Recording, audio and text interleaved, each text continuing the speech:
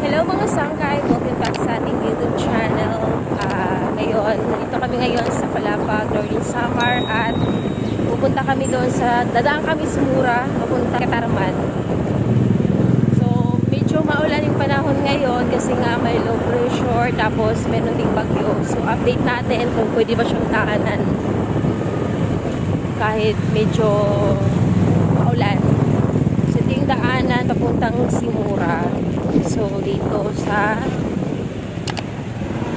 dito banda sa market ng Palapag. Kasi medyo maulan ngayon. So, try natin daanan yung Simura. I think medyo mabuting pa kasi may part doon na hindi pa ayos yung kalsada. Pero siguro out of 100% nandun na lang siya sa 80%. So, try natin daanan yung Simura. Actually, marami nang dumadaan doon. So, maganda siyang daanan pag once, pag hindi siya maulan, tapos maaraw. Pero ngayon,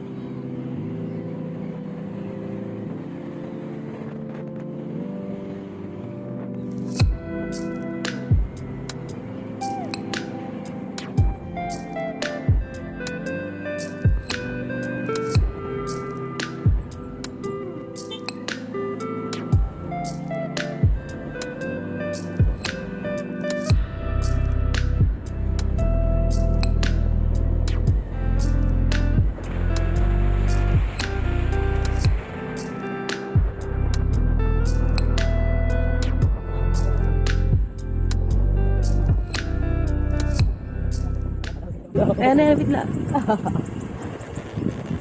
So, lagay madali. Anay. Ay. Wait lang. Yan, kakaya ba? Dito malaki ba? Ha? Dito mala. Karin baglab.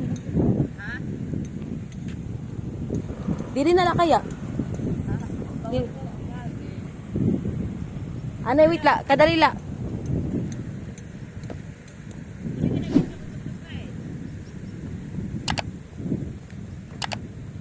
Di naman agad, di ba?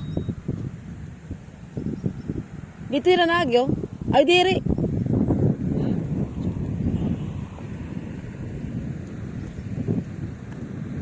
Didi labo.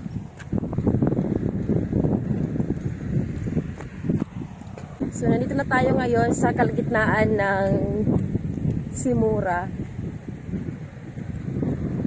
Kahit maaraw, maputik pa rin. Tignan nyo. Putik pa rin po siya. Kasi nga, ngayon lang umaraw.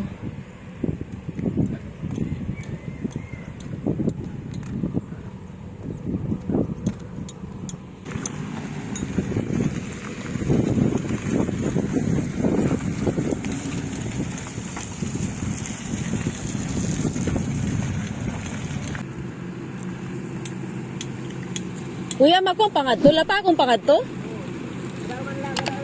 Gutom lang ada? Okay na ko na. Kuya, salamat ha. So, dadaan tayo dito. Ano? So, ayan. Medyo maputik talaga. Kasi ngayon lang nga araw. Kuya, lapa akong pangadto? Lapa akong pangadto, diri na. Gutom lang ada? Yung gad pero diri man sa sini nga bonggod. Ora-ora? Oo. Sige kuya. Salamat kina kuya. Hinay. Salamat kuya. Oh, tika di pala ka po. Oo. Pwede gad, pwede. Pwede. Salamat kuya. Ini man lang yan, madalo no. Hinay kuya, hinay.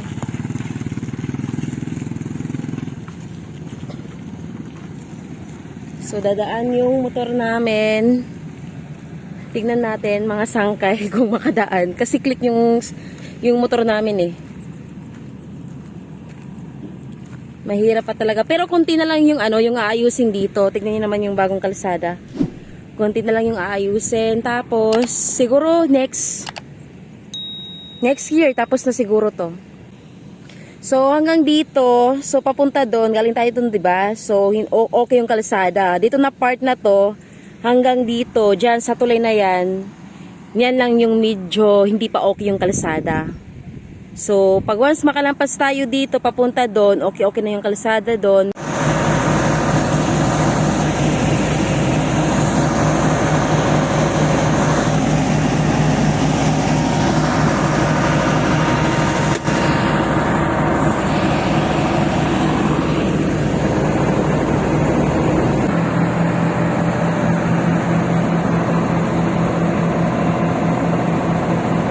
So, dito na part, medyo hindi pa okay yung kalsada, pero kunting ayos na lang. Siguro next year, totally 100% okay na talaga yung kalsada dito sa Simura. Ha?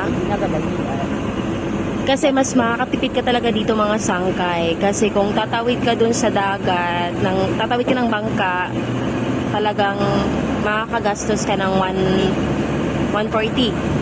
Kasi 70 isa. Medyo madulas, dahan-dahan lang.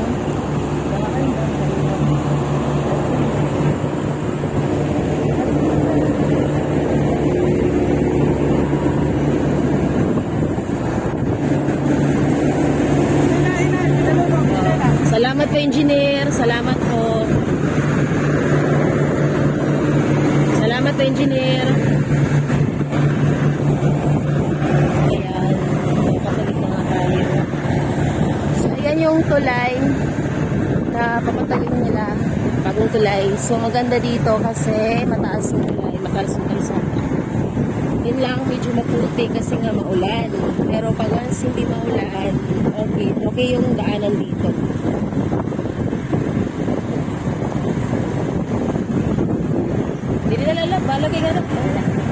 Ini kuya.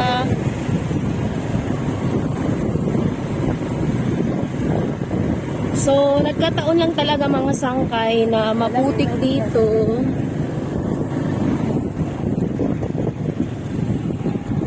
Ayan. Hindi kaya. Hinay.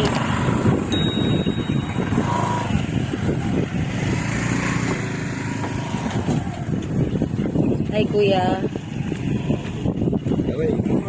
Kaya nga eh. Ulan. A few inches later. So, yan na nga mga sangkay. So, buti na lang may libreng tubig dito. Talagang, tignan mo talaga yung paa. Lapakon kun hawaray man. Maputik. So, sa akin, tignan nyo. Grabe yung grabe yung putik. Tignan nyo yung motor namin. Diba? Ang putik, grabe. So, mamaya pag uwi, mag-washing kami ng motor. Kasi maputik.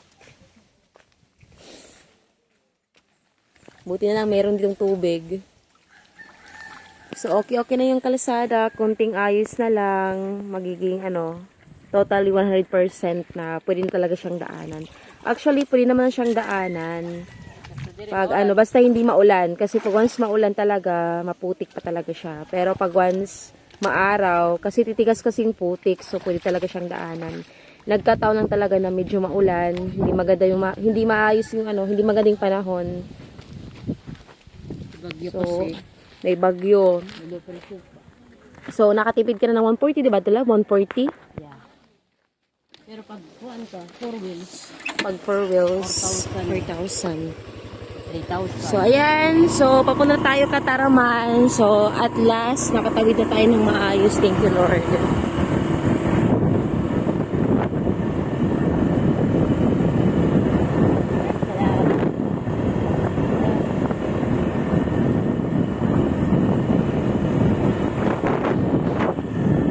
Kanina nakalampas na tayo kanina mga sangkay. So doon lang yung part na medyo hindi pa okay talaga yung kalsada kasi tulay kasi yun eh.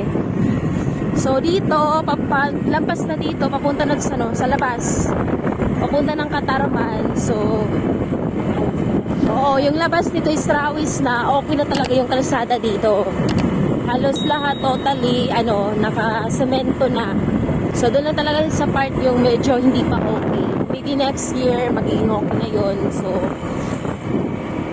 hindi na mahirapan yung mga riders na pumunta dito pag once galing sila sa Kataraman papuntang Palapa. And then makakasid na din tayo ng pamasahe kasi hindi na tayo tatawid ng bangka. Naka 4 wheels ka pa kasi medyo mahal. Tapos mamaya na lang.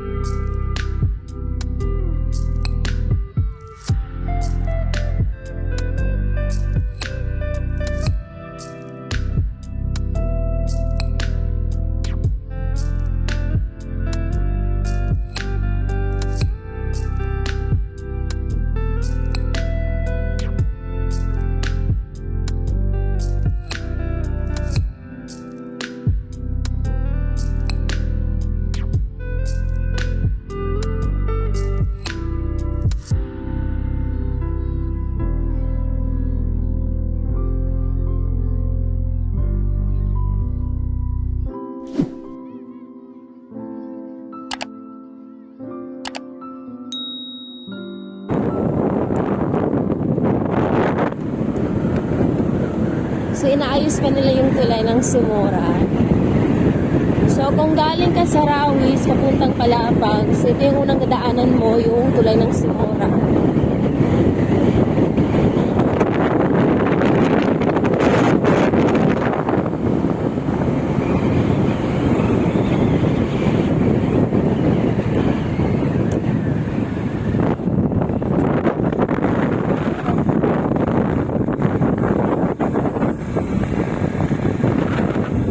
Tayo sa intersection ng Simura papuntang Rawis. A few inches later.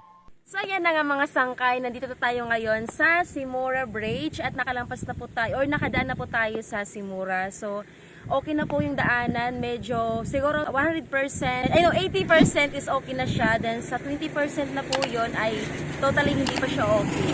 So yung part dun sa may tulay, so yun na po yung hindi pa okay, maybe next year okay na po yun. Shout out din po pala at maraming salamat sa mga riders natin, kapwa riders natin na nagbibigay ng advice, information sa mga hindi pa natin nadaanan at nadaanan na nila. So nagbibigay sila ng mga information kung maputik ba dyan or hindi. So yun po yung update natin ngayong 2023 dito po sa Simura. So maganda po siyang daanan pag maaraw, pero pag once maulan, so hindi pa po siya okay. Pero kaya naman maalalayan. So yun po yung update natin ngayon. So thank you po for watching. Please don't forget to like and subscribe and hit the bell button icon to get notified every time na meron tayong bagong upload. See you and bye-bye!